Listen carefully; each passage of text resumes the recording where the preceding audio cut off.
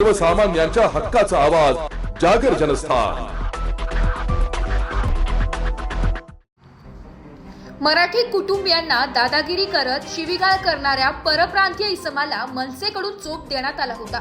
सदरचा video social media तसेच प्रसार माध्यमांवर व्हायरल होताच उपनगर पोलीस ठाण्यात 23 ऑगस्ट रोजी संध्याकाळी 7:15 वाजता 5 जणांविरुद्ध विविध कलमांतर्गत गुन्हा दाखल करण्यात आलाय।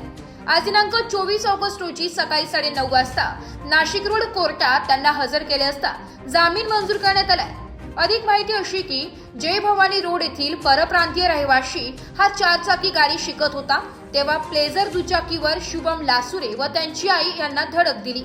त्याचा जाब विचारायचा प्रयत्न केला असता परप्रांतीय इसमाने लासुरे यांना वाईट साईड शिवीगाळ केली व उर्मटपणे उत्तर दिले की तुम मराठी लोग तुम्हारे औकात में रहो, तुम्हारी गाड़ी भंगार है।